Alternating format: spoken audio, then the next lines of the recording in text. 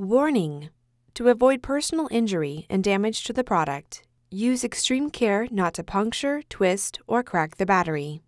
An internal puncture or rupture to the battery has the potential to cause a short, which may result in a thermal event. Before you begin, remove the display panel assembly. Removal. Peel back the metallic shielding that secures the left wireless antenna transceiver to the metal LCD shield. Remove the 10 2.5mm P1 Phillips head screws that secure the metal LCD shield to the display enclosure. Lift the metal LCD shield off of the display enclosure and remove.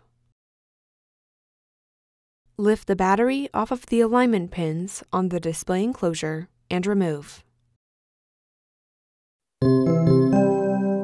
Replacement.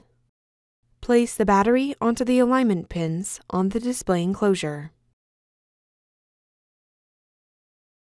Important: ensure the thermal pads on the metal LCD shield are undamaged and properly positioned. Damaged thermal pads should be replaced. Place the metal LCD shield onto the alignment pins on the display enclosure.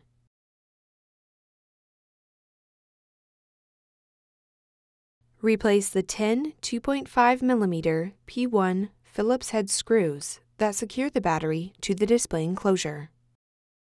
Replace the metallic shielding that secures the left wireless antenna transceiver to the metal LCD shield.